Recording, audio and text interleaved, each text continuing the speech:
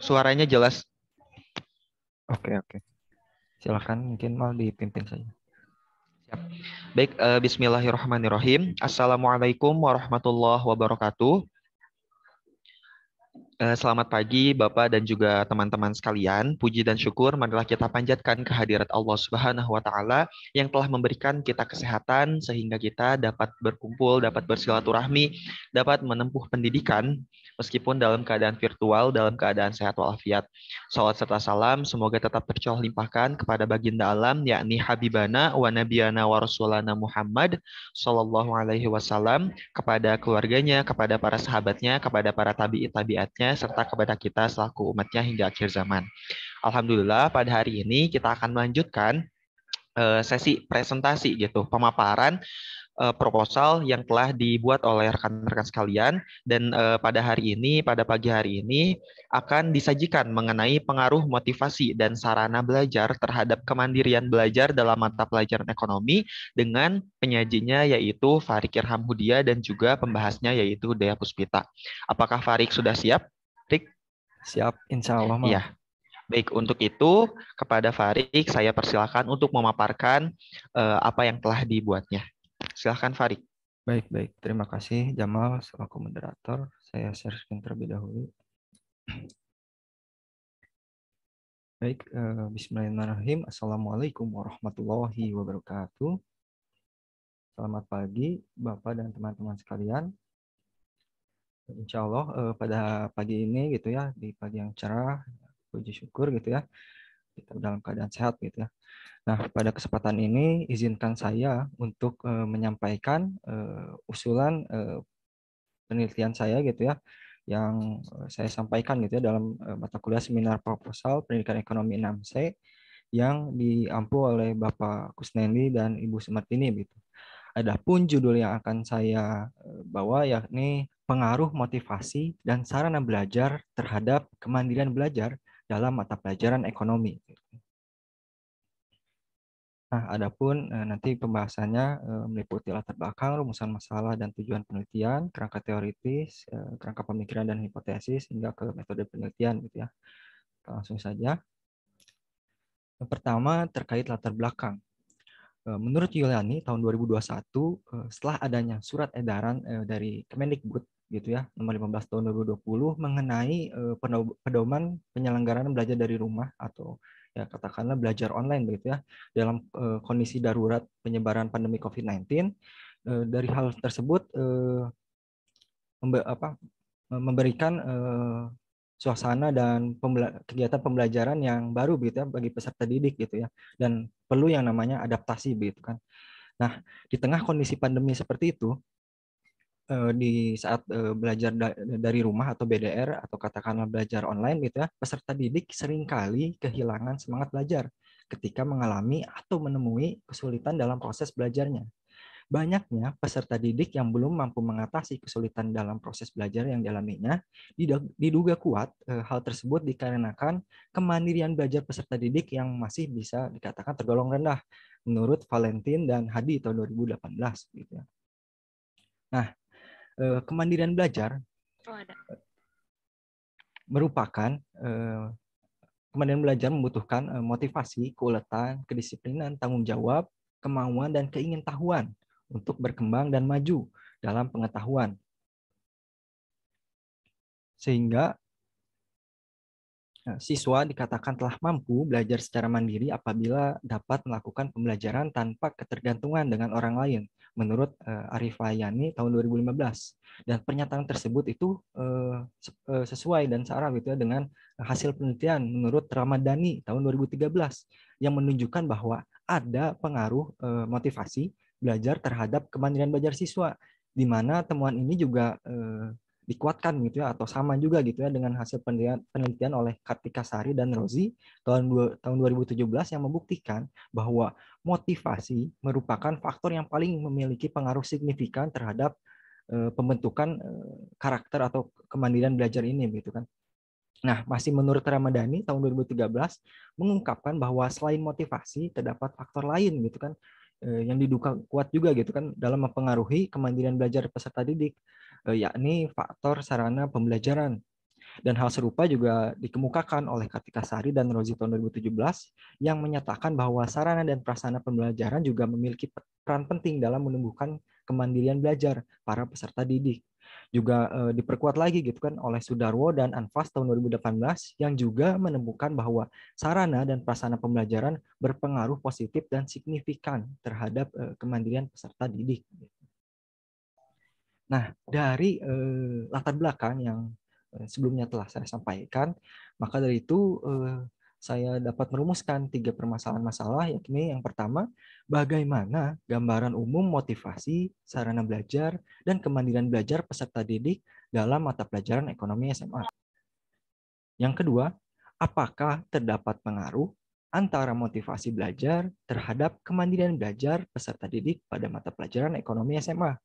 Lalu yang ketiga, apakah terdapat pengaruh antara sarana belajar terhadap kemandirian belajar peserta didik pada mata pelajaran ekonomi SMA? Berikutnya mengenai tujuan dan kegunaan dari usulan penelitian proposal saya ini, gitu ya. Tujuannya ada 3. Yang pertama, untuk mengetahui gambaran umum motivasi sarana belajar dan kemandirian belajar peserta didik pada mata pelajaran ekonomi SMA.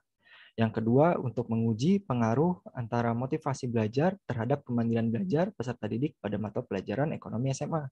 Yang ketiga, untuk menguji pengaruh antara sarana belajar terhadap kemandirian belajar peserta didik pada mata pelajaran ekonomi SMA. Sesuai dengan rumusan masalah sebelumnya, begitu kan. Adapun kegunaannya saya bagi menjadi 2 gitu ya, mengenai kegunaan teoritis, di mana saya harap hasil penelitian ini dapat menjadi salah satu referensi untuk penelitian-penelitian selanjutnya gitu kan, atau bahkan untuk dikembangkan lebih lanjut gitu ya.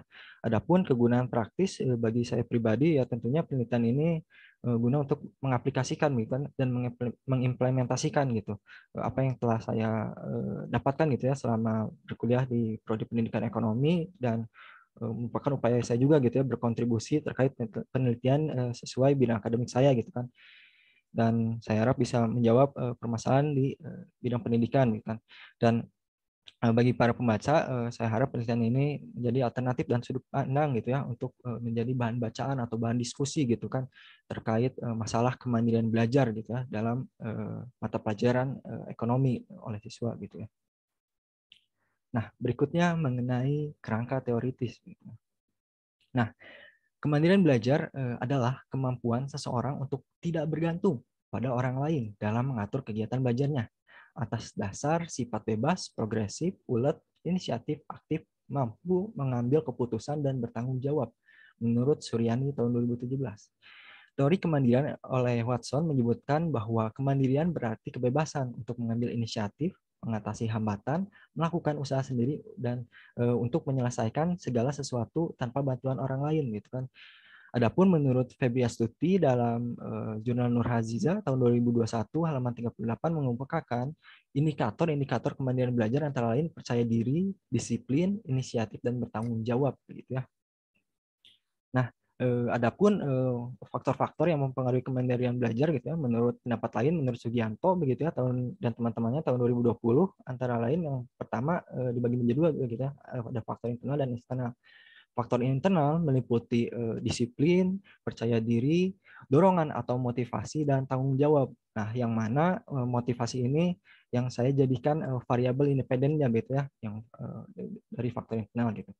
Adapun menurut Sugianto untuk faktor eksternalnya meliputi ada 3 gitu ya. Yang pertama adat istiadat gitu ya di lingkungan siswa gitu. Lalu kedua terkait lingkungan siswa gitu ya. Bagaimana lingkungan mempengaruhi kebiasaan dan karakter belajar siswa gitu. Dan yang ketiga itu sarana dan prasarana belajar begitu. Di mana faktor yang ini yang juga saya jadikan sebagai variabel independennya gitu ya, atau variabel yang mempengaruhinya. Nah, berikutnya mengenai motivasi belajar gitu. Motivasi belajar merupakan dorongan yang ada di dalam diri siswa yang merasa senang dan bersemangat untuk mengikuti proses belajar dan menambah pengalaman guna mencapai tujuan pembelajaran yang diinginkan. Menurut Rahmadani dan teman-temannya tahun 2021 gitu ya. Lalu menurut Wijaya dan Bukhari tahun 2017 untuk mengukur motivasi peserta didik melalui bisa diukur melalui 5 indikator gitu kan. Yang pertama keinginan untuk berhasil, penghargaan dalam pembelajaran, aktivitas minat belajar, tujuan yang akan dicapai, dan ketekunan dalam belajar begitu. Adapun penelitian terdahulu oleh Damayanti gitu ya yang menguji antara pengaruh variabel motivasi ini seberapa besar gitu ya pengaruhnya terhadap kemandirian belajar, itu ditemukan pengaruhnya itu sebesar 60,6% begitu kan. Nah, berikutnya terkait sarana belajar. Sarana belajar jika didefinisikan oleh Muji Suci Ningtyas gitu ya tahun 2014 gitu ya, merupakan perangkat yang secara langsung menunjang pelaksanaan proses pembelajaran gitu kan. Adapun indikator dalam sarana belajar menurut Ramadhani tahun 2013 diantaranya meliputi ketersediaan sarana pembelajaran, lalu kualitas sarana pembelajaran, yang ketiga efektivitas sarana pembelajaran terhadap semangat belajar mahasiswa, lalu yang keempat maksud saya siswa gitu ya, lalu yang keempat efektivitas sarana terhadap kemandirian belajar gitu kan, lalu yang kelima efektivitas sarana terhadap prestasi gitu kan. Nah, sarana belajar tentunya dibutuhkan gitu kan untuk membantu guru maupun peserta didik dalam proses belajar mengajar gitu kan. Sebagaimana untuk menunjang proses pembelajaran tersebut gitu ya. Lalu penelitian terdahulu mengenai variabel sarana belajar terhadap kemandirian belajar dikemukakan oleh Aziz, Effendi, dan Basori tahun 2019 yang memperoleh hasil penelitian bahwa hubungan antara fasilitas belajar atau salinan belajar berbasis teknologi terhadap hasil pencapaian belajar peserta didik dapat diterima dan positif begitu katanya gitu ya. Lalu berikutnya menurut penelitian Santoso tahun 2021 ditemukan hasil penelitian bahwa semakin lengkap sarana belajar online akan berpengaruh terhadap kemandirian belajar dan semakin tinggi keinginan atau motivasi belajar yang dimiliki oleh siswa gitu ya, tentunya akan mempengaruhi tingkat kemandirian belajar peserta didik tersebut. Nah, adapun penelitian yang menggunakan variabel independen yang sama namun mengukur variabel dependen yang beda gitu ya, yakni hasil belajar gitu ya, menunjukkan terdapat pengaruh fasilitas belajar dan motivasi pada pencapaian hasil belajar peserta didik yang signifikan dan simultan dan positif gitu ya menurut Harapan dan Puspita tahun 2020 gitu kan. Nah, tapi meskipun gitu ya kebanyakan jurnal atau penelitian yang saya kutip itu hasilnya positif gitu ya antara variabel independen terhadap dependennya gitu ya terkait motivasi dan sarana terhadap kemandirian ini. Namun saya menemukan ada satu jurnal yang memiliki hasil negatif gitu ya.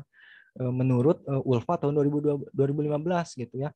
Dia meneliti terkait pengaruh variabel sarana belajar terhadap hasil belajar peserta didik yang hasilnya negatif gitu kan. Dan mobil khusus dia meneliti dalam menguji subjeknya itu dalam mata pelajaran ekonomi gitu kan. Maka dari itu menurut saya perlunya dilakukan pengujian kembali gitu ya terkait penelitian ini gitu ya. Mobil khusus masih adanya inkonsistensi gitu kan terhadap hasil penelitian ini gitu. Lalu yang kedua ya masih sedikitnya gitu yang meneliti atau mencoba dalam hal subjek dalam mata pelajaran ekonomi begitu kan. Nah, berikutnya terkait proposisi penelitiannya begitu ya. Sarana pembelajaran adalah komponen peralatan yang digunakan secara langsung dalam proses belajar yang berada dalam lingkup jenjang pendidikan menurut Ramdhani tahun 2013. Lalu motivasi belajar adalah dorongan atau penggerak yang berasal dari dalam maupun dari luar diri seseorang untuk berusaha dalam proses pembelajaran, masih menurut Ramadhani gitu ya. Ramdhani maksudnya. Lalu kemandirian belajar adalah suatu sikap atau perilaku individu yang berasal dari dalam dirinya untuk belajar secara mandiri karena adanya dorongan atau motivasi untuk menguasai suatu kompetensi yang diinginkannya serta dukungan atau bantuan seperti sarana belajar, masih menurut Ramdhani pula begitu ya. Nah, maka dari itu dapat disimpulkan bahwa kemandirian belajar dapat dipengaruhi oleh motivasi dan sarana belajar siswa pada mata pelajaran ekonomi. Berikutnya saya akan menyampaikan mengenai kerangka pemikirannya begitu ya. Bisa Bapak dan teman-teman lihat gitu ya di sini saya gambarkan begitu ya kerangka pemikirannya bahwa motivasi belajar sebagai variabel independen yang dinotasikan dengan X1, juga variabel yang kedua yakni sarana belajar dan sekaligus variabel independen gitu ya yang dinotasikan dengan X2 gitu ya. Kedua-keduanya mempengaruhi begitu ya terhadap variabel dependen atau kemandirian belajar yang saya notasikan dengan huruf Y begitu ya.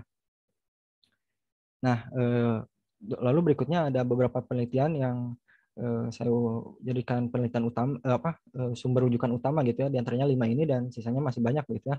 Dan seperti yang saya katakan sebelumnya gitu ya, meskipun kebanyakan hasilnya positif namun ada yang hasilnya negatif, maka dari itu perlu yang namanya pengujian kembali begitu ya terkait topik ini begitu kan. Nah, dari beberapa yang sudah saya bahas sebelumnya, maka dari itu saya bisa sampaikan gitu ya hipotesis penelitiannya, yakni yang pertama terdapat pengaruh positif antara motivasi belajar terhadap kemandirian belajar peserta didik. Yang kedua, terdapat pengaruh positif antara sarana belajar terhadap kemandirian belajar peserta didik gitu ya. Berikutnya terakhir saya sampaikan mengenai metode penelitian.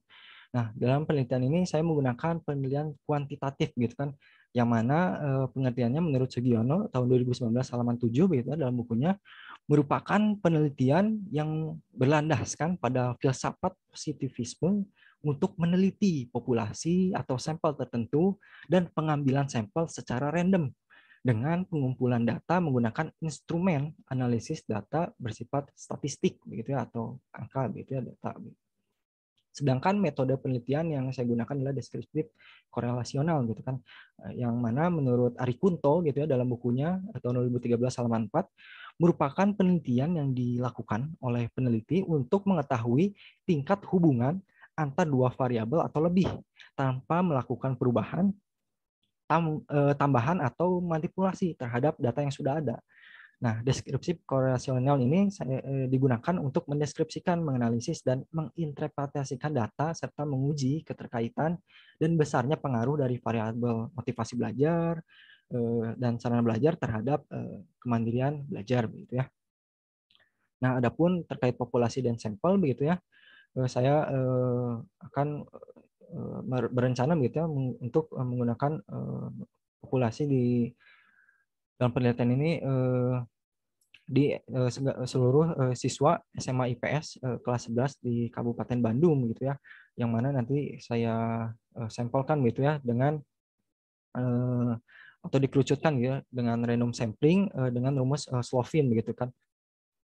Nah, lalu terakhir terkait pengumpulan data untuk memperoleh datanya tentu saya akan menggunakan instrumen data gitu, instrumen pengumpulan datanya gitu. Yang pertama yakni dengan kuesioner atau angket gitu kan. Yang mana kuesioner atau angket ini saya kumpulkan gitu kan untuk menerima data berupa pernyataan gitu ya dari para responden gitu ya, yakni siswa SMA gitu kan kelas 11 IPS di wilayah Kabupaten Bandung gitu kan. Lalu yang kedua dengan dokumentasi gitu kan. Karena yang namanya sarana belajar gitu ya, ya saya juga harus cari tahu juga gitu, baik itu ke sekolahnya langsung atau saya buat lihat secara langsung gitu ya, siswa dalam pembelajarannya seperti apa gitu kan, apakah sarana belajarnya mendukung atau tidak begitu kan. Nah, barangkali seperti itu yang dapat saya sampaikan begitu kan. Mohon maaf apabila masih banyak kekeliruan, kesalahan dan kekurangan dalam isi maupun penyampaiannya begitu kan. Apabila dari teman-teman ada pertanyaan silahkan sampaikan. Apabila ada saran tentu sangat saya harapkan begitu kan untuk perbaikan ke depannya begitu ya. Dan terakhir begitu ya, tanpa mengurangi rasa hormat, izinkan saya menutup dengan sebuah pantun barangkali begitu ya. Makan malam bersama si Sonya, makannya dengan ayam betutu. Terima kasih atas segala perhatiannya. Wassalamualaikum warahmatullahi wabarakatuh. Saya kembalikan kepada saudara Jamal selaku moderator. Waalaikumsalam warahmatullahi wabarakatuh. Oke, baik Farid, terima kasih sangat luar biasa sekali ya pemaparannya. Baik, untuk itu saya persilahkan kepada Dea Puspita selaku pembahas, barangkali ada kritik, saran, atau bahkan pertanyaan gitu kepada Farid selaku penyaji, saya silahkan. Baik, terima kasih untuk moderator. Selamat pagi semuanya. Pertama, saya ingin mengapresiasi penulisan proposal skripsi serta presentasi dari Farid yang begitu baik hari ini. Mungkin yang ingin saya sampaikan dan saya tanggapi mungkin dari penulisan proposalnya yang masih ada sedikit kesalahan, yaitu dalam penulisan itu masih ada sedikit typo gitu ya, Farid. Cuman di dalam penggunaan tanda baca maupun pengutipan semuanya sudah sangat baik. Lalu mungkin yang ingin saya tanggapi di bagian rumusan masalah yang poin nomor 1, yang pertanyaan bagaimana gambaran umum mengenai motivasi, sarana belajar dan kemandirian. Dari pendapat saya rasa gambaran umum tersebut dapat dicantumkan di bagian latar belakang saja dan tidak perlu dijadikan rumusan masalah karena berdasarkan yang saya tahu kalau rumusan masalah deskriptif pada poin 1 yang dicantumkan tadi Farid, itu umumnya digunakan pada penelitian kualitatif. Mungkin untuk tanggapannya seperti itu. Sisanya saya rasa sudah cukup baik. Terima kasih. Mohon maaf bila ada kesalahan. Mungkin langsung saya lanjutkan ke pertanyaannya ya. Ya, baik, dipersilahkan, Dek. Oke, saya ingin bertanya karena tadi subjek yang Farid pilih adalah seluruh siswa kelas 11 SMA se-Kabupaten Bandung. Menurut Farid, kesulitan apa yang mungkin dihadapi dalam penelitian ini mengingat subjek yang diteliti cukup besar? Ya, baik Pak Arik, boleh langsung ditanggapi untuk pertanyaan dari pembahas. Ya, baik Jamal, baik, terima kasih begitu ya atas pertanyaan dan sarannya begitu yang telah disampaikan sebelumnya oleh dia begitu ya. Nah, mungkin kesulitan apa gitu kan? Nah, mungkin saya jawab dengan kenapa sih saya memilih dulu gitu kan kelas 11 IPS begitu kan. Pertama ya mereka sudah belajar mata pelajaran ekonomi dan yang kedua ya tentunya mereka sebelumnya telah mengalami pembelajaran online gitu kan atau sedang mengalami pembelajaran online gitu. Lalu kira-kira bagaimana gitu atau apa kesulitannya gitu kan yang dihadapi bila saya meneliti dengan subjek tersebut gitu kan. Mungkin saat ini gitu kan dengan kondisi yang sudah lebih baik lagi gitu kan dan PTM sudah mulai diperbolehkan lagi gitu kan 100% dan ya mungkin akan sedikit berbeda gitu kan dengan kondisi latar belakang yang sudah saya sampaikan dalam usulan proposal penelitian saya gitu kan di mana saya berbicara terkait pembelajaran online dan segala macam gitu kan. Terus yang kedua mungkin terkait tadi populasinya mungkin terlalu banyak gitu ya Kabupaten Bandung. Nah, setelah saya teliti lebih teliti dan cari tahu lebih lanjut gitu kan ternyata masih kurang dari 50 gitu kan SMA negeri di Kabupaten Bandung itu gitu kan dan adapun dari sekitar 40 lebih SMA itu ya tentunya akan saya sampling lagi gitu kan saya kerucutkan lagi gitu kan dari 40 lebih SMA itu dan ya saya pilih gitu kan mana yang kiranya bisa saya gunakan gitu kan sebagai subjek penelitian saya gitu. Sepertinya itu yang dapat saya jawab gitu. Terima kasih. Oke, baik Pak Arik, terima kasih atas jawabannya. Bagaimana untuk Dea? Ada yang ingin ditanyakan kembali atau menanggapi tadi atas jawaban yang telah disampaikan oleh Farid? Baik, untuk pertanyaan yang pertama, saya rasa sudah cukup menjawab. Mungkin saya mau nanya lagi, pertanyaan lain. Tadi kan Farid bilang bahwa di penelitian terdahulu banyak yang mengatakan bahwa kemandirian belajar ini, tadi apa ya, sarana belajar itu dan motivasi itu berpengaruh positif terhadap kemandirian belajar. Dan ditemukan oleh Farid, tadi penelitian tahun 2015 ya Farid, yang menunjukkan adanya hubungan negatif antara motivasi dan kemandirian belajar. Nah, saya ingin bertanya, kenapa menurut Farid penelitian ini masih penting untuk dilakukan karena mengingat penelitian yang menunjukkan hasil negatif itu ada pada tahun 2015, sedangkan penelitian-penelitian setelahnya menunjukkan hasil yang positif. Mungkin itu dapat diterima, Farid? Ya, bisa. Baik, mungkin izin saya langsung jawab gitu ya. Ya memang betul begitu kan terkait hal tersebut memang yang negatif memang tahun 2015 begitu kan. Namun ya tentunya yang menjadi gap kan mobil khusus gitu kan yang 2015 itu subjeknya dalam mata pelajaran ekonomi gitu kan. Sedangkan yang sisanya gitu meskipun yang terbaru gitu kan yang positif mereka belum ada gitu kan yang dalam subjek atau ranah mata pelajaran ekonomi gitu. Makanya saya masih berminat gitu ya untuk menguji kembali gitu ya terkait topik ini gitu ya. Mungkin seperti itu.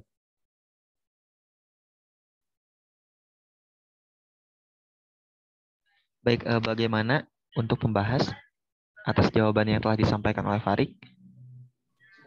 Baik, buat pertanyaan yang kedua juga sudah cukup terjawab.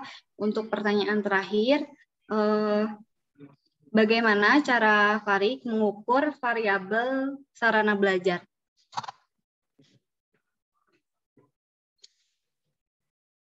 Ya baik, terima kasih gitu ya.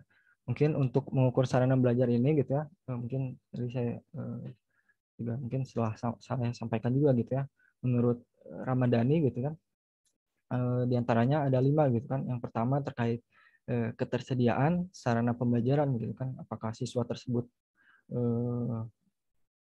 difasilitasi atau punya sarana pembelajaran yang memadai atau tidak gitu kan. Lalu yang kedua, kualitas kecukupan sarana pembelajaran gitu kan. Katakanlah punya sarana pembelajaran gitu, tapi misalkan koneksi internetnya lemot dan segala macam, berarti kan itu tidak mencukupi gitu ya untuk atau tidak tidak menunjang efektivitas pembelajarannya gitu kan. Lalu yang ketiga ya terkait efektivitas sarana pembelajaran itu sendiri gitu kan. Lalu yang keempat efektivitas sarana terhadap kemandirian belajar gitu kan. Lalu yang kelima efektivitas sarana terhadap prestasi para peserta tadi tersebut. Mungkin seperti itu, ada 5 menurut Ramadan. Ya, terima kasih. Baik, bagaimana untuk pembahas? Ya, mungkin sudah cukup terjawab. Mungkin hanya segitu yang dapat saya tanyakan. Saya serahkan kembali ke moderator. Baik, terima kasih kepada pembahas. Ya, karena dari pembahas sudah cukup, mungkin ya boleh barangkali dari rekan-rekan sekalian ada yang ingin memberikan saran ataupun kritik dan juga pertanyaan atas pemaparan yang telah disampaikan oleh Farik. Saya persilakan. Ya, baik, mungkin saya rasa cukup ya karena tidak ada yang ingin bertanya dari rekan-rekan. Baik, untuk itu saya serahkan kepada Bapak untuk memberikan tanggapan, masukan, atau mungkin pertanyaan kepada Farik Irham Hudia selaku penyaji pada pagi hari ini. Oke, terima kasih. Assalamualaikum warahmatullahi wabarakatuh. Waalaikumsalam. Kalau saya lihat ya ini terus terang kalau menurut saya ini kurang menarik ya. Yang pertama kita lihat persoalan kemasaran itu kemandirian belajar ya. Kemandirian belajar itu Farik nanti di proksinya melihatnya dari mana itu? Kenapa Anda meneliti itu? Kan Anda melihat mungkin ya ada fenomena pada umumnya siswa-siswa kemandirian belajarnya rendah. Nah, proksi kemandirian belajar itu dari mana? Bagaimana melihatnya? Farik? Mungkin ya saya dapatkan datanya mungkin dari misalkan kuesioner gitu ya Pak terkait Nah itu ini kan sebelum penelitian ya Anda melihat Anda menemukan sebuah fenomena bahwa pada umumnya kemandirian belajar di kalangan siswa ya ini ya rendah. Nah itu data dari mana diperoleh data itu? Ada gap seperti itu misalnya? Saya mengutip dari jurnal, yang jurnal itu mengutip dari buku Kemendikbud gitu ya Pak, terkait rendah ya. Nah sudah persoalannya sekarang tiba-tiba muncul variabel sarana dan motivasi itu dari mana itu munculnya? Pakai teori apa itu?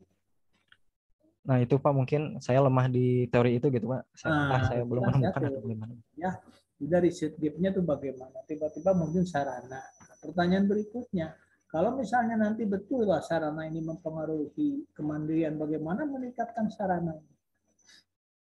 Itu kan tidak bisa dikendalikan ya oleh si siswa. Sarana mah ada di luar kendali siswa. Jadi kalau mau meneliti sarana ini jadikan dia sebagai moderator. Ya. Motivasi bisa mempengaruhi kemandirian manakala mendapat dukungan sarana misalnya. Ya. Seperti itu. Nah, itu jadi moderator sebaiknya sarana. Jadi, kapan kita menggunakan variabel moderator? Nah, kita gunakan variabel moderator manakala bahwa variabel itu tidak bisa dikendalikan. Ya, jadi diantaranya.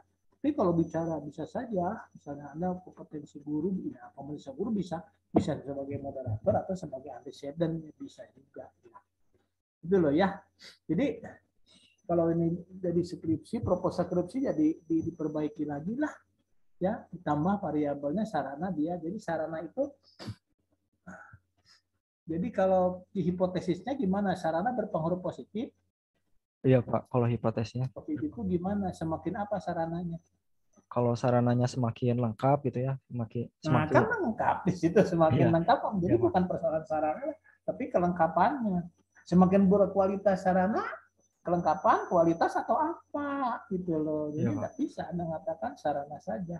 Kalau sarana belajar itu ya datum, given, bukan variabel itu mah. Tapi kalau penggunaan itu penggunaan sarana jadi variabel, ya. Oke. Jadi kalau sarana Iya, Pak. saja mah susah, ya. Baik. Itu sesuatu yang konstan. Tapi kan semakin jadi Anda harus melihat apa sarana ini digambarkan sebagai kelengkapan, kualitasnya atau apanya. Yang intinya mah kan penggunaannya. Iya, Pak. Apakah sarana itu digunakan atau tidak. Dan saya kira apa ya? Kan kalau sarana mah sudah menjadi sesuatu yang kalau lapar itu ya makan, sudah tidak perlu diteliti lagi. Di sekolah itu kan perlu ada sarana. Sekolah itu bisa jalan kalau ada sarana. Gitu loh. Ya, jadi bukan sebagai obat lagi itu mah. Obat untuk penyakit. Tapi carilah obat yang memang belum banyak digali orang. Ya. Oke? Baik, Bisa Pak, dipahami, Pak. Nanti yang lain juga begitu ya.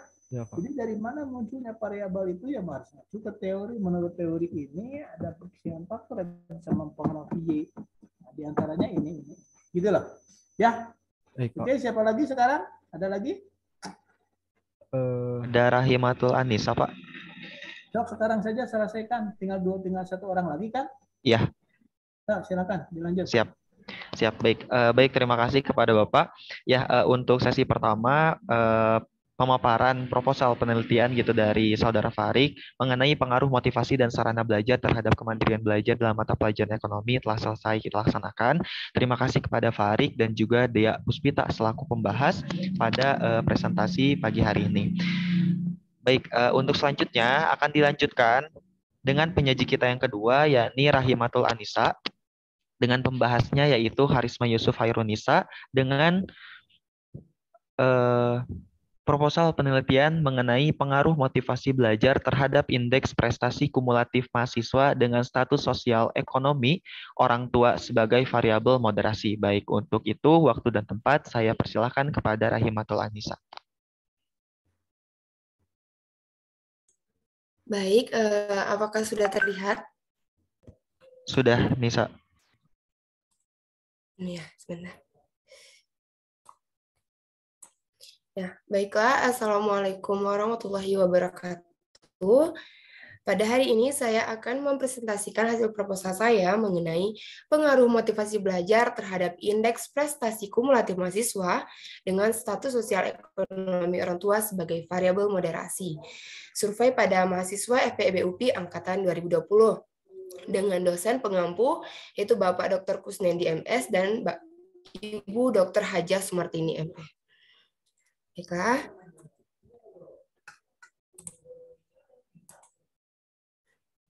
Nah, kita masuk kepada latar belakang penelitian. Pendidikan merupakan hal penting untuk menghadapi berbagai bentuk tantangan di masa depan.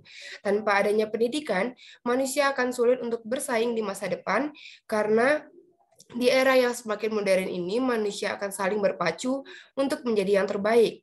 Dengan adanya pendidikan, dapat dijadikan modal atau bekal dalam berkompetensi untuk memenuhi kebutuhan hidup yang layak. Perguruan tinggi merupakan salah satu lembaga pendidikan yang mewadahi peserta didik untuk membentuk sumber daya manusia yang berkualitas. Universitas Pendidikan Indonesia merupakan salah satu perguruan tinggi negeri yang ada di Bandung. Terdapat 8 fakultas, yang salah satunya yaitu Fakultas Pendidikan Ekonomi dan Bisnis atau FPEB. FPEB UPI mempunyai visi dan misi menjadi fakultas yang terdepan dan berprestasi yang diakui internasional, serta menyelenggarakan pendidikan yang bermutu dan berkualitas. Kegiatan belajar merupakan pokok utama dari keseluruhan proses pendidikan. Belajar merupakan proses seseorang dari tidak tahu menjadi tahu dan perubahan tingkah laku ke arah yang lebih baik. Berhasil atau tidaknya proses pembelajaran dapat dilihat dari prestasi belajar. Prestasi belajar dapat dijadikan acuan untuk melihat ketercapaian tujuan pembelajaran pada tingkat perguruan tinggi. Prestasi belajar mahasiswa dinyatakan dalam bentuk indeks prestasi kumulatif atau yang biasa kita kenal yang itu dengan IPK. Selanjutnya, Universitas Pendidikan Indonesia memiliki standar kelulusan tersendiri.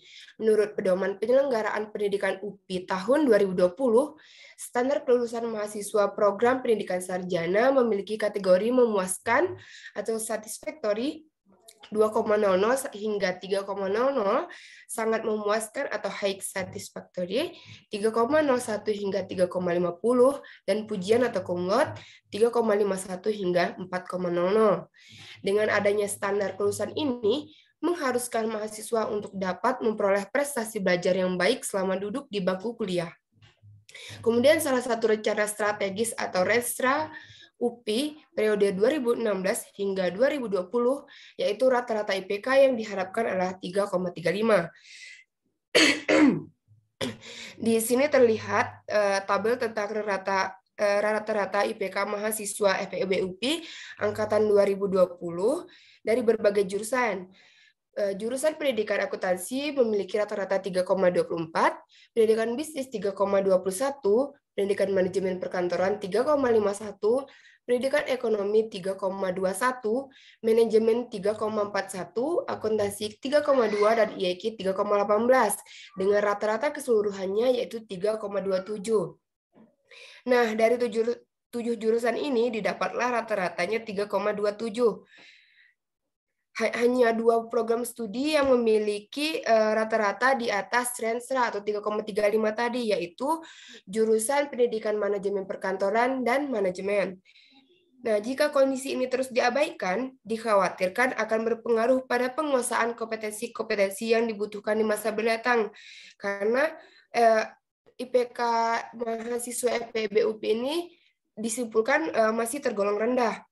Jika pada semester sebelumnya mahasiswa kurang menguasai materi yang diberikan, hal ini akan berdampak pada penerimaan materi di semester selanjutnya, yang pada akhirnya berdampak buruk pada kualitas mahasiswa dan akan sulit untuk meningkatkan prestasi belajarnya. Ketika kualitas mahasiswa rendah, maka akan berpengaruh pada mahasiswa itu sendiri maupun pencapaian visi dan misi serta tujuan pendidikan baik dari tingkat fakultas maupun lembaga. Selanjutnya, rendahnya prestasi belajar mahasiswa atau IPK dapat dipicu oleh faktor-faktor yang mempengaruhinya, yaitu faktor internal dan faktor eksternal. Motivasi belajar menjadi salah satu faktor yang mempengaruhi, karena seorang mahasiswa yang memiliki motivasi belajar yang tinggi akan sungguh-sungguh dalam belajar sehingga dapat mempengaruhi prestasi akademik atau IPK mahasiswa, menurut Nur Laila tahun 2013. Rendahnya motivasi belajar mahasiswa seringkali diduga menjadi penyebab rendahnya kualitas lulusan perguruan tinggi menurut Wijaya tahun 2018. Sehingga hal ini menyebabkan beberapa perguruan harus memberikan perhatian khusus terhadap motivasi belajar mahasiswanya. Pengaruh motivasi belajar terhadap indeks prestasi kumulatif mahasiswa atau IPK akan semakin kuat apabila terdapat dukungan dari orang tua, salah satunya status sosial ekonomi orang tua. Status sosial ekonomi yang meliputi banyaknya atau sedikitnya tanggungan orang tua, pendapatan, pekerjaan, pendidikan, jenis tempat tinggal, dan kepemilikan harta benda menjadi salah satu penentu bagi orang tua untuk memberikan tingkat pendidikan yang tinggi bagi anak mereka. Menurut Marcella dan Subroto tahun 2021. Dengan penjelasan ini, sehingga saya tertarik untuk mengangkat judul proposal dengan itu pengaruh motivasi belajar terhadap indeks prestasi kumulatif mahasiswa dengan status sosial ekonomi orang tua sebagai variabel moderasi. Lanjut ke pertanyaan penelitian. Yang pertama, bagaimana gambaran umum motivasi belajar, status sosial ekonomi orang tua, dan indeks prestasi kumulatif mahasiswa FEB UPI angkatan 2020? Yang kedua, apakah terdapat pengaruh antara motivasi belajar terhadap indeks prestasi kumulatif mahasiswa FEB-UPI angkatan 2020? Dan yang ketiga, apakah status sosial ekonomi orang tua memoderasi pengaruh motivasi belajar terhadap indeks prestasi kumulatif mahasiswa FEB-UPI angkatan 2020? Nah, tujuan penelitiannya yaitu yang pertama, untuk mengetahui gambaran umum motivasi belajar, status sosial ekonomi orang tua, dan indeks prestasi kumulatif mahasiswa FEB-UPI angkatan 2020. Yang kedua, untuk mengetahui pengaruh antara motivasi belajar terhadap indeks prestasi kumulatif mahasiswa FEB-UPI angkatan 2020. Dan yang terakhir, untuk mengetahui status sosial ekonomi orang tua, memoderasi pengaruh motivasi belajar terhadap indeks prestasi kumulatif mahasiswa FEB-UPI angkatan 2020. Lalu kegunaan penelitiannya yang pertama ada kegunaan teoritis. Yang pertama, penelitian ini diharapkan dapat memberikan tambahan ilmu pengetahuan, khususnya tentang pengaruh motivasi belajar terhadap indeks prestasi kumulatif dengan moderasi status sosial ekonomi orang tua. Yang kedua, dapat digunakan sebagai acuan dalam penelitian selanjutnya yang sejenis. Dan yang ketiga, memberikan sumbangan pengetahuan dalam ilmu pengetahuan. Selanjutnya ada kegunaan praktis. Yang pertama, bagi kampus, penelitian ini dapat digunakan sebagai bahan pertimbangan dan masukan bagi peningkatan indeks prestasi kumulatif mahasiswa, khususnya mahasiswa FEB-UPI.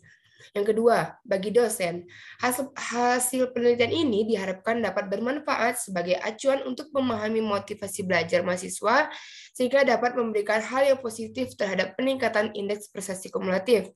Dan yang terakhir, bagi mahasiswa, dapat menumbuhkan motivasi belajar terhadap indeks prestasi kumulatif mahasiswa. Lanjut ke kerangka teoritis. Yang pertama yaitu indeks prestasi kumulatif. Menurut Bloom, prestasi akademik atau prestasi belajar mahasiswa adalah sebuah proses yang dilakukan oleh mahasiswa untuk memperoleh dan mencapai tujuan yang diinginkan, atau dalam hal ini yaitu nilai akademik yang diikuti oleh mahasiswa selama perkuliahan. Biasanya dinyatakan dalam bentuk indeks prestasi kumulatif mahasiswa. Indeks prestasi kumulatif atau IPK merupakan nilai keseluruhan mata kuliah yang ditempuh mahasiswa atau hasil perkalian tingkat nilai dibagi dengan total SKS yang telah diselesaikan. Keberhasilan mahasiswa untuk memperoleh prestasi akademik yang baik tidak terlepas dari faktor-faktor yang mempengaruhinya. Menurut Azwar, secara umum ada dua faktor yang mempengaruhi prestasi belajar atau prestasi akademik ini, yaitu faktor internal yang berupa fisik dan psikologis, dan faktor eksternal termasuk faktor sosial.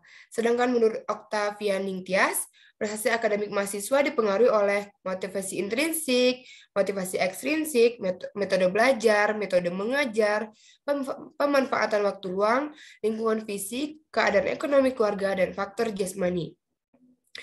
Dari penjelasan indeks prestasi kumulatif, terlihat bahwa motivasi belajar menjadi salah satu faktor yang mempengaruhi, yaitu faktor internal. Motivasi belajar atau menurut UNO, motivasi belajar yaitu dorongan yang berasal dari seseorang, baik internal maupun eksternal, untuk melakukan perubahan perilaku melalui beberapa unsur atau indikator yang mendukung. Kemudian menurut Hamdu dan Agustina tahun 2011, mahasiswa dengan motivasi belajar yang tinggi dalam belajar berkemungkinan untuk memperoleh hasil belajar yang tinggi. Artinya, tingginya motivasi mahasiswa akan semakin tinggi intensitas usahanya. Semakin banyak upaya yang dilakukannya, maka semakin tinggi prestasi belajar yang diperolehnya. Dengan kata lain, motivasi belajar mempengaruhi semangat seseorang untuk memperoleh hasil yang terbaik. Mahasiswa yang memiliki motivasi belajar yang tinggi dan didukung oleh peran orang tua untuk memotivasi dan memfasilitasi pembelajarannya, anaknya akan sangat berpengaruh terhadap prestasi akademik yang diperoleh. Peran orang tua juga merupakan faktor yang mempengaruhi prestasi akademik seseorang, yaitu faktor eksternal. Peran orang tua ini dapat dilihat salah satunya dari status sosial ekonomi orang tua. Menurut Sugihartono dan kawan-kawan tahun 2015, menyatakan status sosial ekonomi orang tua itu meliputi tingkat pendidikan orang tua, pekerjaan orang tua, dan penghasilan orang tua. Status sosial ekonomi merupakan posisi yang didapatkan baik secara individual maupun kelompok menurut Setiawan dan kawan-kawan tahun 2019. Status sosial ekonomi orang tua dapat menjadi variabel moderator antara motivasi belajar dan indeks prestasi kumulatif. Karena dengan kuatnya dukungan orang tua melalui status sosial ekonomi, seperti pemenuhan fasilitas belajar, cara orang tua mendidik anaknya dengan pendidikan, pekerjaan orang tua yang dapat menjadi acuan untuk anaknya agar di masa depan dapat memperoleh pekerjaan yang baik, akan mendorong motivasi belajar anak untuk meraih hasil yang terbaik. Sehingga hasil tersebut dapat menjadi bekal untuk anaknya menghadapi tantangan di masa yang akan mendatang. Lanjut. Nah, di sini saya tampilkan itu beberapa penelitian terdahulu mengenai variabel yang saya angkat. Ada dari Nadia Rista, Igusti Ngurah Satria Wijaya, Yelia Putri, Cipto Subroto, Gemejo Abera Gobena, dan Setio Dwi Utomo dan kawan-kawan. Di sini bisa dilihat judul dan hasil penelitiannya. Nah, selanjutnya yaitu kerangka pemikirannya. Nah, di sini terlihat bahwa dimoderasi oleh status sosial ekonomi orang tua. Berdasarkan gambar di atas, maka yang menjadi variabel dependen adalah indeks prestasi kumulatif, sedangkan variabel independen adalah motivasi belajar dan status sosial ekonomi orang tua sebagai variabel moderator. Lanjut, hipotesis penelitiannya yang pertama, terdapat pengaruh positif motivasi belajar terhadap indeks prestasi kumulatif mahasiswa FPIB UPI angkatan 2020. Dan yang kedua, status sosial ekonomi orang tua memoderasi pengaruh motivasi belajar terhadap indeks prestasi kumulatif mahasiswa FPIB UPI angkatan 2020. Masuk ke metode penelitian. Metode penelitiannya itu menggunakan penelitian deskriptif kuantitatif dengan metode korelasional. Penelitian di mana penelitian ini menggambarkan secara sistematis, aktual, dan akurat mengenai fenomena sosial tertentu dengan maksud mendeskripsikan secara terperinci tentang fakta-fakta dan data yang ada. Metode yang digunakan adalah metode penelitian korelasional. Secara sederhana, korelasi dapat diartikan sebagai hubungan. Penelitian korelasional merupakan bagian dari penelitian kuantitatif dan merupakan salah satu teknik analisis data yang untuk mencari hubungan antara dua variabel atau lebih. Nah, objek dan subjek yang digunakan metode penelitian dalam metode ini yaitu objeknya indeks prestasi kumulatif, motivasi belajar, dan status sosial ekonomi orang tua. Subjeknya yaitu mahasiswa FPIB UPI angkatan 2020. Populasi dan sampelnya yaitu seluruh mahasiswa FPIB UPI angkatan 2020 dengan menggunakan teknik random sampling. Data dan sumber datanya, yang pertama ada data person.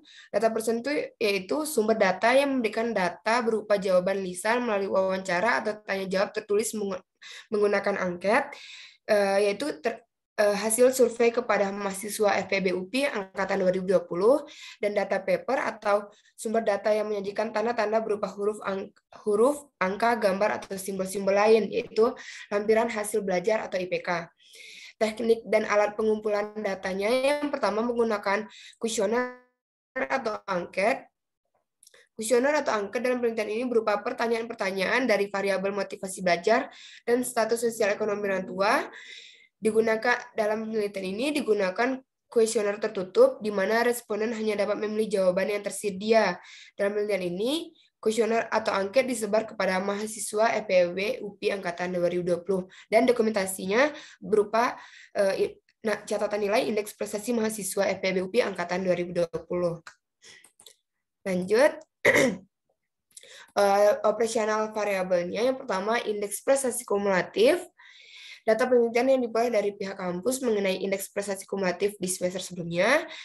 Sedangkan di motivasi belajar, data skor motivasi belajar yang terdapat dari instrumen penelitian yang berkenaan dengan jawaban responden yang memiliki 8 indikator meliputi tekun mengerjakan tugas, ulet menghadapi kesulitan, memiliki minat, suka bekerja mandiri, cepat bosan pada tugas-tugas rutin, dapat mempertahankan pendapatnya, tidak mudah goyah terhadap hal yang diyakini, dan senang mencari serta memecahkan masalah masalah soal-soal. Lalu operasional variabel di status sosial ekonomi orang tua lihat dari satu jenjang pendidikan terakhir yang telah ditempuh kedua orang tua, pekerjaan utama orang tua, pekerjaan sampingan orang tua, pendapatan per bulan yang diperoleh dari pekerjaan utama, dan pendapatan per bulan yang diperoleh dari pekerjaan sampingan. Lalu pengujian dalam penelitian ini, pengujian instrumennya menggunakan uji validitas dan reliabilitas. Uji validitas instrumen dilakukan untuk menunjukkan keabsahan dari instrumen yang dipakai dalam penelitian. Menurut Arikunto, validitas adalah suatu ukuran yang menunjukkan tingkat-tingkat kevalidan atau keabsahan suatu instrumen. Uji reliabilitas menurut Sugiono adalah suatu instrumen yang jika digunakan berulang kali untuk mengukur objek yang sama, maka akan menghasilkan data yang sama. Hasil pengukuran yang memiliki tingkat reliabilitas yang tinggi akan memberikan hasil yang terpercaya. Lalu teknik analisis data yang digunakan yang pertama yaitu statistik deskriptif, yaitu statistik yang digunakan untuk menganalisis data dengan cara mendeskripsikan atau menggambarkan data yang telah terkumpul sebagaimana adanya tanpa bermaksud membuat kesimpulan yang berlaku untuk umum atau generalisasi. Analisis data yang meliputi menentukan kriteria kategorisasi, menghitung nilai statistik deskriptif, dan mendeskripsikan variabel. Lalu digunakan analisis data linear berganda. Analisis data yang digunakan itu menggunakan regresi linear berganda dengan moderate regression analysis. Nah, digunakan untuk menganalisis persamaan regresi yang mengandung interaksi. Pada penelitian ini, interaksi yang terjadi adalah perkalian antara status sosial ekonomi orang tua terhadap indeks prestasi kumulatif. Untuk menggunakan uji asumsi ini, maka kita harus membandingkan dua regresi untuk menentukan jenis variabel moderatornya. Lalu digunakan uji asumsi klasik, yaitu ada uji normalitas, multikolinearitas, dan uji heteroskedastisitas. Dan teknik analisis datanya menggunakan uji koefisien determinasi, uji F atau simultan, dan uji T atau parsial. Dan begitulah hasil presentasi dari proposal saya. Terima kasih. Mohon maaf apabila ada kekurangan. Wassalamualaikum warahmatullahi wabarakatuh. Waalaikumsalam warahmatullahi wabarakatuh. Terima kasih kepada Rahimatul Anissa atas pemaparannya. Baik, untuk selanjutnya saya serahkan kepada pembahas. Barangkali ada saran, kritikan, atau juga pertanyaan atas pemaparan dari Rahimatul Anissa. Saya persilahkan. Ya, tes ada suaranya. Ada, Karisma. Iya, sebelumnya saya izin off cam karena dari tadi sinyalnya kurang stabil, jadi keluar masuk. Sebelumnya saya mau mengapresiasi dulu ya kepada Rahimatul Anissa gitu dari hasil dari pemaparan proposal penelitiannya. Di situ juga udah cukup jelas, saya paham gitu bagaimana maksud yang akan disampaikan nantinya pada saat penelitian. Lalu dari segi makalahnya juga udah cukup rapi ya, terus cuman ada sedikit typo aja di bagian akhir dari makalahnya. Mungkin langsung aja ke pertanyaan pertama ya. Saya ingin bertanya, kenapa Nisa pakai variabel status sosial ekonomi orang tua sebagai variabel moderator? Kenapa nggak dijadiin sebagai variabel independen aja yang variabel status sosial ekonomi orang tuanya? Mungkin itu dulu, Jamal. Ya, baik. Terima kasih, Karisma. Boleh langsung dijawab, Rahimatul Anissa. Ya, baik. Terima kasih atas pertanyaannya. Jadi, saya kenapa menjadikan status sosial ekonomi orang tua sebagai variabel moderasi, sesuai dengan penjelasan sebelumnya bahwa status sosial ekonomi orang tua ini tidak dapat dipengaruhi oleh pengaruh apapun. Tidak ada kata-kata semakin meningkat status sosial ekonomi orang tua akan semakin meningkat hasil indeks. Nah, jadi dengan itu, saya jadikan status sosial ekonomi orang tua ini sebagai variabel moderator, karena apabila status sosial ekonomi orang tua itu tinggi, pasti kita akan misalnya fasilitas belajarnya memenuhi, motivasi dari orang tuanya tinggi, jadi sehingga itu membuat saya tertarik untuk menjadikan dia variabel moderator. Mungkin seperti itu. Baik, terima kasih. Bagaimana untuk Karisma selaku pembahas atas jawaban yang disampaikan oleh Rahimatul Anisa? Oh ya, baik, cukup dipahami ya. Boleh naik ke pertanyaan selanjutnya? Boleh, boleh. Ya, yang kedua itu pertanyaannya gini, fokus dari variabel status sosial ekonomi itu apa aja sih? Dan hubungannya sama variabel independen dan dependennya itu apa ya? Ya, bisa langsung dijawab ya. Hubungan dari yang mana tadi status sosial ekonomi fokusnya ya. Fokusnya yang pertama yaitu saya menganggapnya jenis pekerjaannya, jenis pekerjaan orang tua, pendidikan orang tua, dan pendapatan orang tua. Yang pertama dari jenis pekerjaan, kayak setelah saya jelaskan sebelumnya tadi pada latar belakang, jenis pekerjaan orang tua ini dapat memacu semangat anak untuk di masa depan memiliki pekerjaan yang juga lebih baik atau mungkin lebih dari orang tuanya. Sedangkan pendidikan orang tua itu kan apabila orang tua memiliki pendidikan yang tinggi pasti bisa mengarahkan dan mendidik anaknya ke arah yang lebih baik, bisa memberikan motivasi belajar anaknya sehingga dapat mempengaruhi indeks prestasi kumulatif atau itu di tingkat perguruan tinggi atau hasil belajarnya. Sedangkan pendapatan orang tua ini berpengaruh terhadap pemenuhan kebutuhan-kebutuhan baik dari kebutuhan pokoknya maupun kebutuhan pendidikannya seperti fasilitas belajar maupun hal-hal yang digunakan untuk belajarnya nanti. Jadi seperti itu. Jadi sangat berkaitan karena motivasi belajar sendiri itu indeks prestasi kumulatif mahasiswa itu atau prestasi akademik kan tadi sesuai dijelaskan memiliki faktor internal dan eksternal. Internalnya saya mengangkat motivasi belajar dan eksternalnya saya mengangkat status sosial ekonomi orang tua seperti itu. Oh ya, baik, dapat dipahami ya, Nisa. Untuk terakhir, mungkin saya sekedar memberi saran ya. Kan tadi dipakainya itu variabel status sosial ekonomi orang tua gitu ya. Mungkin nanti bisa ditambahin datanya yaitu data rata-rata data golongan UKT di orang tua mahasiswa FPEB gitu. Jadi kan nanti bisa lebih jelas gitu ya melihat bagaimana rata-rata status sosial anak-anak orang tua dari mahasiswa di FPEB itu rata-rata seperti apa kayak gitu. Mungkin cukup, Jamal, saya kembalikan. Ya, baik, terima kasih kepada pembahas Karisma Yusuf Hairunisa. Ya, barangkali dari teman-teman ada yang ingin disampaikan kepada Rahimatul Anisa, kritik, saran, atau juga pertanyaan, saya persilahkan.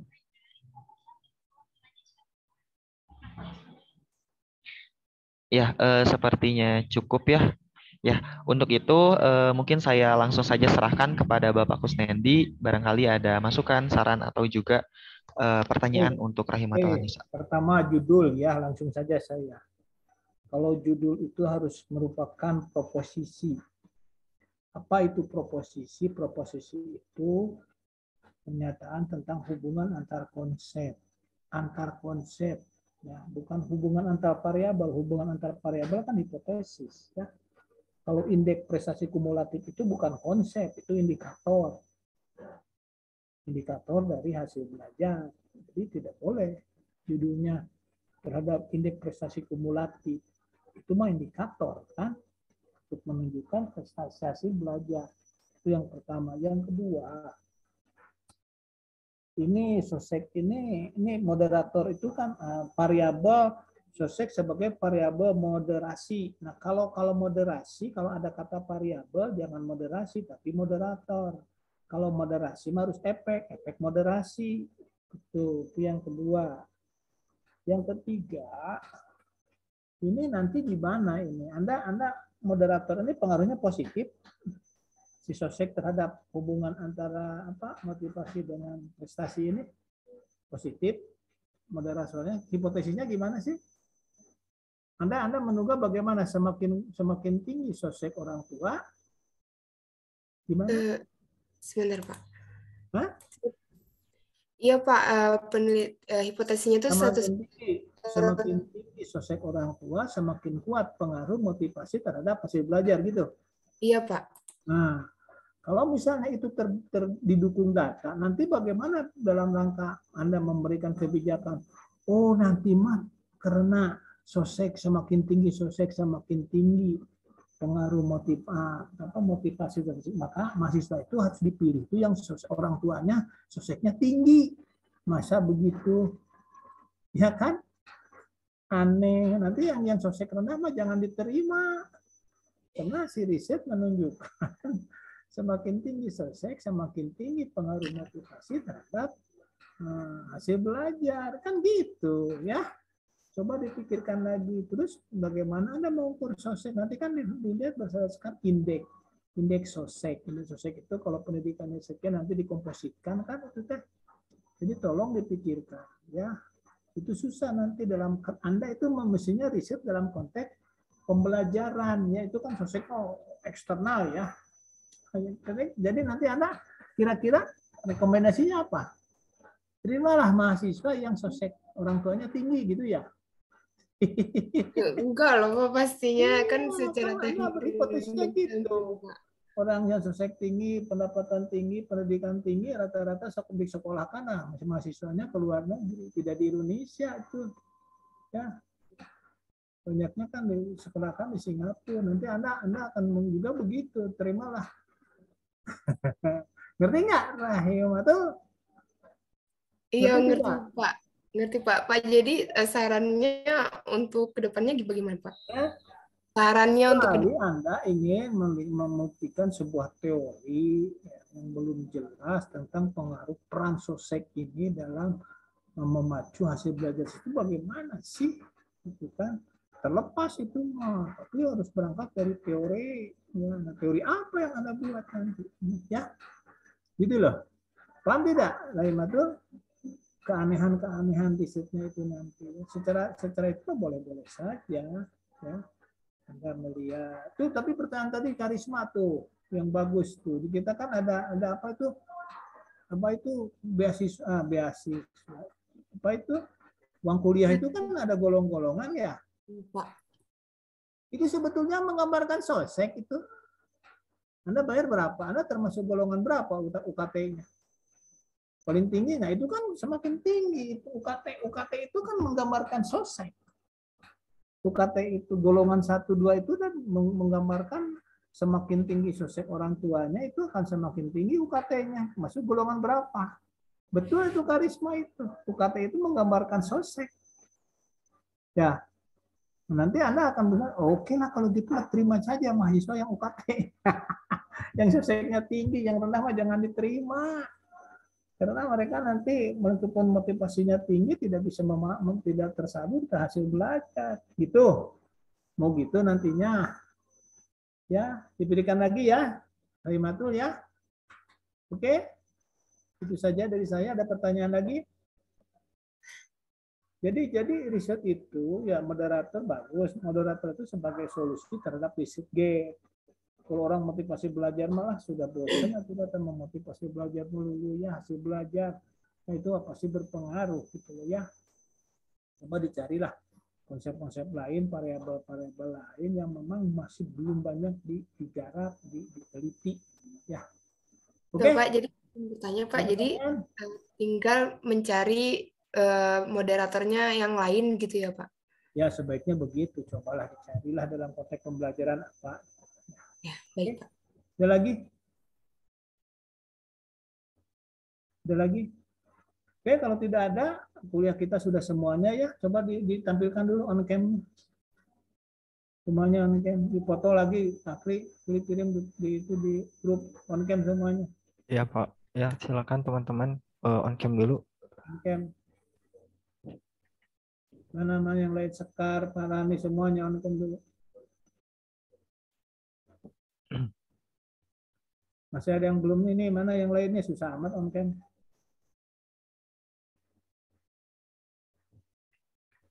Jadi kita selesai seminar ini ya. Nanti kita lihat hasilnya. Karena nah Pak Hari itu di-approve saja nanti tanggal berapa, tanggal 25 jadi saya anggap itu waktunya UAS-nya. Jadi tanggal 20 kan 26 libur, digeser ke 25. Nanti diisi saja oleh saya ya di monitoringnya dan kami mengupload ya. Sekarang yang ke-15 silahkan diupload. Itu saja dari saya ya. Baik, Pak. Semoga Allah Subhanahu wa taala memberikan kemudahan, kelancaran, keselamatan, kesehatan kita semua ya. Semangat ya. Ini semester berapa ini? Semester 6, Pak. Ya, mudah-mudahan proposal ini yang ada di seminar bisa digali lagi ya untuk dijadikan proposal penelitian. Kan sudah banyak masukan dari teman-teman juga yang sudah saya berikan ya. Iya, Pak. Berikan komentar dari saya. Ya. Oke? Iya, Pak. Ada lagi pertanyaan? Kalau tidak cukup sekian. Terima kasih. Wassalamualaikum warahmatullahi wabarakatuh. Salam. Waalaikumsalam. Waalaikumsalam warahmatullahi wabarakatuh. Waalaikumsalam warahmatullahi wabarakatuh. Terima kasih Pak. Sehat selalu Pak. Alhamdulillah. Enggak dong. Beres guys. Alhamdulillah. Enggak ada UAS kan? Kenapa? Kayaknya enggak. Enggak ada UAS. UAS juga UAS ngapain mungkin? Jadi udah beres ya? Sudah. Alhamdulillah. Pak Ari kan Kuliah bener SPE. kata aku tuh minggu ini pasti ya kata aku ge. Iya, sorry. Maksudnya orang tadi gak ngasih tahu, harusnya orang bilang siap-siap juga gitu nih. Tapi ya kan orang tahunya minggu sebelumnya kata Bapak kamu hari